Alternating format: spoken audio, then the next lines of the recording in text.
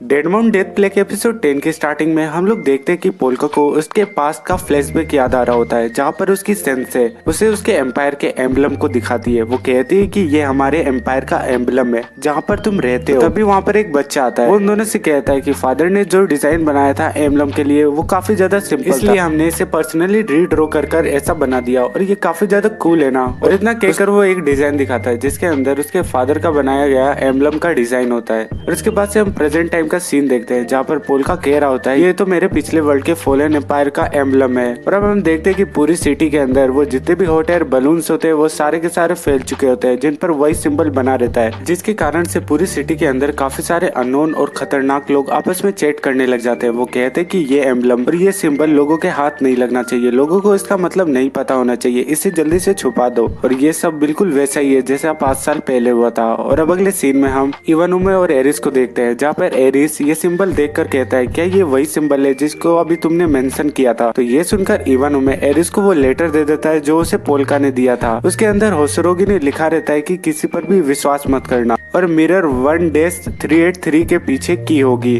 और उसके अंदर वही सेम सिंबल बना रहता है। इवानुमे एरिस से कहता है कि हो सकता है कि फैंटम सोलेटायर का लेना देना होसरोगी के साथ हो या फिर उन लोगों के साथ जिनके पीछे होसरोगी था। आखिरकार ये सब होसरोगी के गायब होने के 5 साल बाद हो रहा है और शायद से फैंटम सोलेटायर चाहता है कि मैं इन सब चीजों में पढ़ूं। और क्या पता जब पोल्का मेरा फॉर्च्यून रीड कर रहा था तब वो हम पर नजर बना के रख रखा हो। तभी वहाँ पर मिस यामाडा आती है और मिस यामाडा इवानुमे से कहती है कि वो लोग तुम्हारे बारे में पूछ रहे हैं। तो इवानुमे कहता है कि कौन पूछ रहा है। मिस यामाडा बताती है कि टॉप मेट्रोपॉलिटन पुलिस हेडक्वार्टर। और अब हम देखते हैं कि रेडियो पे न्यूज जारी होती है कि इम्पैक्टेड एरियाज में ब्लिम्स का उड़ना मना है और इसे एक टेररिस्ट एक्टिविटी की तरह देखा जाएगा। और अब हम देखते हैं कि फैंटम सोलेटायर ये सब सुन रहा होता है और वो वहाँ पर एक मांगा पढ़ रहा होता है। वो कहता है कि ये इन्फॉर्मेशन वेब से ज्यादा आसानी से फैलती ना कि न्यूज से। और अब हमें पता चलता है कि फैंटम सोलेटायर ने ग्रोसर के साथ क्या डील करी थी। 10 ग्रोसर से कहता है कि मुझे तुम्हें इस सिंबल की इन्फॉर्मेशन के लिए कितना पे करना होगा। तो ग्रोसर कहता है तुम्हें मुझे 3 ट्रिलियन येन देने होंगे और मैंने तुम्हारे लिए इस प्राइस को काफी कम भी कर दिया है। जिसे सुनकर 10 कहता है कि आखिरकार ये एक रीजनेबल प्राइस कैसे हो सकती है। तो ग्रोसर कहता है कि हम अपनी प्राइस को कस्टमर के हिसाब से डिसाइड करते हैं, उनकी लाइफ के हिसाब से। और अगर तुम खुद को पूरी तरीके से मनी कमाने के लिए डिवोट कर दो तो तुम अपनी लाइफ के अंदर 6 ट्रिलियन येन आसानी से कमा सकते हो। और इस सिंबल की इन्फॉर्मेशन तुम्हारी लाइफ की कमाए हुए पैसों की आधी है। और अगर तुम्हारी जगह कोई दूसरा कस्टमर आता तो उसे ये इन्फॉर्मेशन हम कुछ दर्जन येन के अंदर ही दे देते, लेकिन तुम्हारे लिए ये इन्फॉर्मेशन काफी ज्यादा जरूरी है क्योंकि उन कस्टमर्स के लिए इस सिंबल की इन्फॉर्मेशन किसी कहानी की तरह होगी।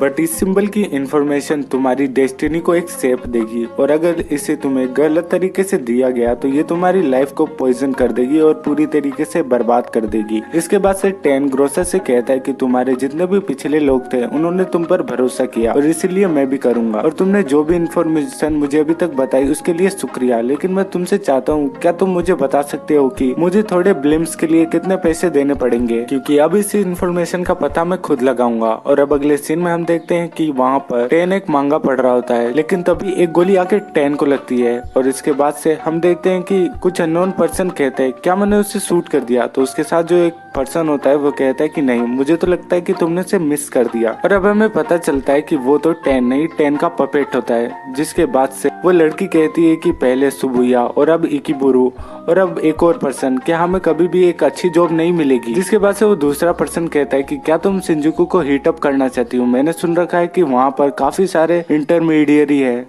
और अब हम लोग 10 को देखते हैं जो कि कहता है कि 58 मिनट्स हो गए मेरे ब्लिम्स को उड़े हुए और किसी को इतना टाइम लगा मेरी डोल को शूट करने के लिए। और मैं काफी ज्यादा चौंक गया हूँ कि उन लोगों को पता चल गया कि मैं ब्लिम्स के ऊपर था। तो इसका मतलब ये है कि एक ऐसी ऑर्गेनाइजेशन है जिनके पास स्नाइपर्स है और वो पुलिस की इंफॉर्मेशन को भी एक्सेस कर सकते हैं। मुझे पता नहीं था कि ऐसी खतरनाक ऑर्गेनाइजेशन एग्जिस्ट करती है। और जैसे ही मैं इस सिंबल को रिवील करूंगा वो लोग मुझे मारने की कोशिश करेंगे। तो अगर आप लोगों में से किसी को भी इस सिंबल के बारे में कुछ भी पता हो तो वो मुझे बताए, बदले में मैं आप लोगों को 300 मिलियन येन दूंगा। और इस बात का क्या सबूत है कि मैं पैसे दूंगा ही। तो जो लोग मुझे फॉलो करते हैं उन्हें आंसर पता होगा। और अब नेक्स्ट सीन में हम ताकुमी और पोल्का को देखते हैं, जहाँ पर पोल्का कहता है कि अब चीजें काफी ज्यादा खराब हो गई है, जिसे सुनकर ताकुमी कहता है कि अब तुम क्या करोगे। तो पोल्का कहता है कि देखते हैं कि हमें पहले क्या करना चाहिए। जिसके बाद से साओ उन दोनों से कहती है कि मुझे भी आंसर चाहिए, मैं तुम्हारे एम्पायर और रिइंकार्नेशन के बारे में जानना चाहती हूँ, और पोल्का तुम मुझे ये सब चीजें बताने वाले हो। जिसके बाद से हमारा पोल्का मतलब कि कॉर्पस गॉड उसे बताता है कि कैसे वो इस वर्ल्ड के अंदर आया। पोल्का साओ से कहता है कि मैं पोल्का की बॉडी उसे रिटर्न कर दूंगा इससे पहले कि काफी ज्यादा लेट हो जाए। और ये सभी चीजें सुनकर सायो मन में कहती है कि अगर तुम्हें मुझे नहीं बताना था तो ऐसे ही कह देते। जिसके बाद से साओ रियल में उनसे कहती कि मुझे तुम पर विश्वास है, क्योंकि जब उस पुलिस वाले ने तुम्हारे कॉलर को पकड़ा था तो तुम काफी ज्यादा शांत थे, और असली पोल्का ऐसा नहीं करता। लेकिन मुझे अभी भी विश्वास नहीं हो रहा इन सब चीजों के बारे में। और इतना कहकर सायो नहाने के लिए चल जाती है, और वो साथ साथ रियल पोल्का को भी लेती जाती है, वो शार्क वाले टॉय को, क्योंकि उसे नहीं पता रहता कि रियल पोल्का की सोल उसके अंदर है। और सायो उन सभी से जाते जाते कहती है कि चिंता मत करो, साओ जैसे ही शॉपिंग से वापस आएगा मैं उसे कुछ भी नहीं बताऊंगी। जिसके बाद से पोल्का कहता है कि क्या मुझे उसे डांसिंग स्केलेटन दिखा देने चाहिए। तो ताकुमी कहता है इससे चीजें और भी खराब हो जाएगी, और जब सिचुएशन कुछ ज्यादा ही खराब हो जाए तो क्या तुम उसकी याददाश्त को मिटा सकते हो। जिसके बाद से पोल्का कहता है कि मैं स्पिरिट का यूज करके लोगों की यादों को मिटा सकता, लेकिन इससे उनका फिजिकल ब्रेन इफेक्ट होता है, और ये बिल्कुल एक अलग तरीका है ग्लिडवुड ब्रेन वॉशिंग और फोर्स कन्फेशन स्पेल से। और मुझे नहीं पता, और यहाँ के लोग मेरे वर्ल्ड के लोग से अलग है, और मुझे नहीं पता स्पेल का उन लोगों पर क्या असर होगा। जिसके बाद से ताकुमी कहता है तो हमें किसी को रिस्क में नहीं डालना चाहिए। तो पोल्का ये बातें सुनकर कहता है कि हाँ, लेकिन अगर कोई हमारा एनिमी होगा तो उसकी याददाश्त को मिटा देना और उनके माइंड को डिस्ट्रॉय कर देना चीजों को काफी आसान बना देगा। जिसे सुनकर ताकुमी कहता है कि मत कहना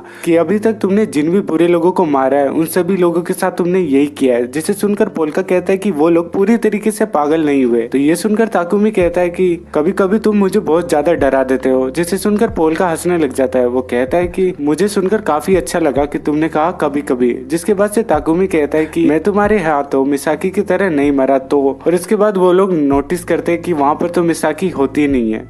और अब अगले सीन में हम देखते हैं कि मिसाकी सायो के पास गई रहती है, जहाँ पर मिसाकी सायो से कहती है कि तुम्हें सुनकर थोड़ा भी वंडर नहीं लगा कि मैंने पोल्का को मार दिया, या फिर ये सब तुम पहले से जानती हो, कहीं तुमने तो पोल्का को मारने की कोशिश नहीं की थी। जिसे सुनकर सायो कहती है कि तुम चाहती हो कि मैं तुम पर गुस्सा करूं, लेकिन मुझे पक्का विश्वास है कि पोल्का ने तुम्हें माफ कर दिया होगा। पोल्का काफी ज्यादा जेंटल किड है। एक बार उसने एक मूवी के अंदर देखा था कि एक इंसान को एक शार्क ने खा लिया था, तो उसे शार्क और इंसान दोनों के लिए बुरा लग रहा था। तो मुझे पूरा विश्वास है कि पोल्का ने तुम्हें माफ कर दिया, इसीलिए मैं भी तुम्हें माफ कर रही हूँ। जिसके बाद से हम देखते कि मिसाकी सायो से कहती है मैं एक असैसिन हूँ जिसने पोल्का को मारा था, क्या तुम्हें मुझसे बिल्कुल भी डर नहीं लगता। जिसे सुनकर सायो कहती है कि कोई भी ऐसा पर्सन जो कि शार्क मूवीज को पसंद करता हो बुरा हो ही नहीं सकता। और ये रीजन सुनकर तो मिसाकी भी कुछ बोल नहीं पाती। सायो मिसाकी से कहती है कि एक बुरा पर्सन कभी भी शार्क मूवीज के बारे में बात नहीं करेगा। और हम देखते हैं कि वहाँ पर रियल पोल्का की हालत खराब हो रही होती है उन्हें देखकर। अब ये क्यों हो रही होती है ये मत पूछना बस।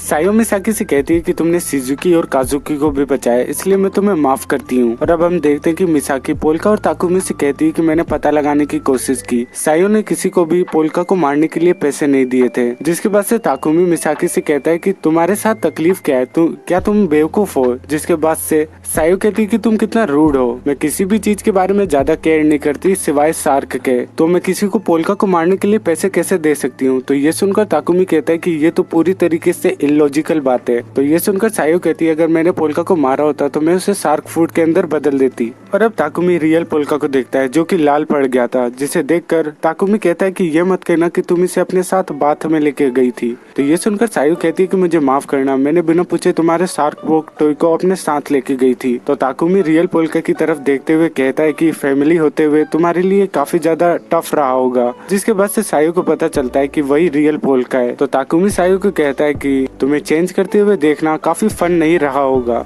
तो हमें पता चलता है कि सायो इसलिए परेशान नहीं हो रही होती क्योंकि पोल्का ने उसे चेंज करते हुए देख लिया, बल्कि इसलिए परेशान हो रही होती है क्योंकि उसकी जगह पोल्का शार्क टॉय के अंदर बदल गया। इसके बाद से सायो हमारे पोल्का से कहती है कि क्या तुम मेरी बॉडी पोल्का को दे सकते हो और मुझे शार्क टॉय के अंदर डाल सकते हो। तो ये सुनकर हमारे कॉर्पस गॉड का दिमाग खराब हो जाता है। अब ताकुमी पोल्का से बोलता है कि अब तुम क्या करने वाले हो, ये सिंबल तुम्हारे लिए काफी बड़ी बात है। जिसे सुनकर पोल्का कहता है कि हाँ, लगता है कोई ट्राई कर रहा है इस सिंबल से कुछ पाने के लिए। तो ये सुनकर ताकुमी कहता है कि ऐसा हो सकता है कि इसके पीछे कोई शेडोई ऑर्गेनाइजेशन हो और क्या पता फैंटम सोलेटायर दूसरे वर्ल्ड से आया हो तुम्हारी तरह। जिसे सुनकर मिसाकी कहती है कि क्या फैंटम सोलेटायर दूसरे वर्ल्ड का विजर्ड या फिर सोर्सरर हो सकता है। तो पोल्का कहता है कि नहीं, वो दूसरे वर्ल्ड से नहीं आया। तो ये सुनकर ताकुमी कहता है कि क्या तुम आइडेंटिफिकेशन स्पेल का यूज करके उसका पता नहीं लगा सकते। आइडेंटिफिकेशन स्पेल वो होता है जिसके अंदर तुम किसी दूसरे पर्सन की स्टेटस स्किल के बारे में जान सको। तो ये सुनकर पोल्का ताकुमी से कहता है क्या उसी तरीके से जिस तरीके से फॉर्च्यून टेलिंग करते वक्त तुम मुझे इन्फॉर्मेशन देते हो। तो ये सुनकर हमारे ताकुमी का दिमाग भी खराब हो जाता है और वो भी इन तीनों की तरह पगला जाता है। वो कहता है हाँ हाँ बिल्कुल सही,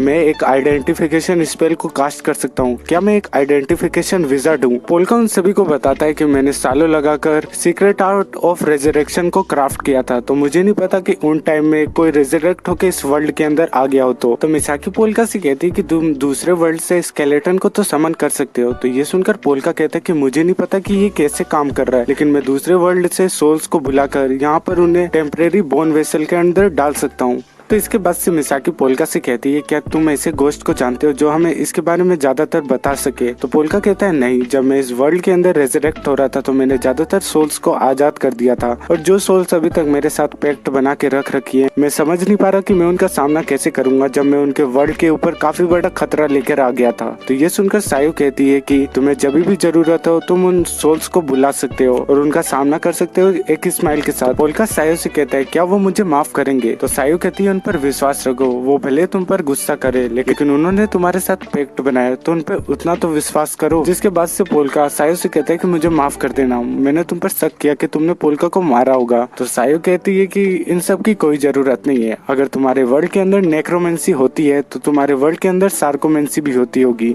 तो ये सुनकर ताकुमी सायो से कहता है कि आखिरकार तुम्हारे साथ दिक्कत क्या है। जिसके बाद से पोल्का उनको बताता है कि हमारे वर्ल्ड के अंदर कुछ ऐसे सोर्सरर भी होते हैं जो ओशन के अंदर जितने भी फिश वगैरह होती है उन सभी को कंट्रोल करते हैं। जिसके बाद से सायो कहती है खैर इन सब चीजों को छोड़ो, तुम्हें इस सिंबल के बारे में कुछ सोचना चाहिए। तो ताकुमी उन सभी से कहता है कि ये सब तुम अपने आइडेंटिफिकेशन विजर्ड पे छोड़ दो। और ताकुमी इस सिंबल के बारे में और बाकी की जितनी भी चीजों से जुड़ी हुई है उन सब के बारे में इन्फॉर्मेशन निकालने लग जाता है। वही हम होसोरोगी को देखते हैं जो कि पोल्का से कहता है कि मैं अभी भी पूरी स्पेसिफिक नहीं बता सकता क्योंकि मुझे अभी भी कई लोगों पर शक है, और वो पुलिस ऑर्गेनाइजेशन भी है और बाकी सब लोग भी, क्योंकि जितना तुम पुलिस ऑर्गेनाइजेशन को जानते हो वो उससे ज्यादा खतरनाक है। और अगले सीन में हम मेट्रोपॉलिटन पुलिस हेडक्वार्टर को देखते हैं जहाँ पर इवानुमे को पुलिस सुप्रिटेंडेंट जनरल जितारो ताकुसु ने बुलाया रहता है। वो कहते हैं कि तुम पुलिस ऑफिसर से ज्यादा एक होस्ट दिखाई देते हो क्योंकि तुमने अपने बालों को कैमोफ्लेज के तरह डाई कर रखा है। और इधर ताकुमी भी पुलिस सुप्रिटेंडेंट जनरल के बारे में पता लगा लेता है, जिसे देखकर ताकुमी कहता है कि ये तो देखने से ही काफी खतरनाक दिखाई दे रहा है। और वो बंदा इवानुमे अभी तक होसोरोगी के बारे में इंफॉर्मेशन ढूंढ रहा है, जिसे देखकर होसोरोगी कहता है कि इवानुमे तो कभी भी कंप्यूटर को चलाने में अच्छा नहीं था। जिसके बाद से हम पुलिस सुप्रिटेंडेंट जनरल जितारो को देखते हैं जो कि इवानुमे से कहता है कि आज के इंसिडेंट के बाद फैंटम सोलेटायर से रिलेटेड केस सभी को पता चल गया है और मैं चाहता हूँ कि तुम इस केस को हैंडल करो और अच्छी तरीके से इसकी छानबीन करो। और याद रखना इस काम में कोई भी गलती नहीं होनी चाहिए क्योंकि जो लोग मेरे काम नहीं आते मैं उन्हें खत्म कर देता हूँ। और एक और बात, मेरा नाम जियोतारो नहीं जितारो है, इसे याद रखना। जिसे सुनकर इवानुमे कहता है ठीक है सर। और अब अगले सीन में हम टेन को देखते हैं जो कि किसी से बात कर रहा होता है। वो कहता है कि पुलिस से रिलेटेड कोई इन्फॉर्मेशन पता चली क्या। तो सामने से आवाज आती है जो कि एक लड़की की होती है। वो कहती है कि कुछ लोगों ने पुलिस के सर्वर्स को हैक करने की कोशिश की। तो ये सुनकर टेन कहता है ये तो काफी शानदार बात है और मैं सोच रहा हूँ मैं भी अपना फॉर्च्यून दिखाई लूं। इसका मतलब कि टेन अब पोल्का के पास अपने फॉर्च्यून टेलिंग के लिए जाने वाला है। तो गाइस इस एनिमे का नेक्स्ट एपिसोड काफी ज्यादा शानदार होने वाला है, तो इसलिए चैनल को सब्सक्राइब कर लेना। मैं मिलता हूँ नेक्स्ट वीडियो में, तब तक के लिए बाय।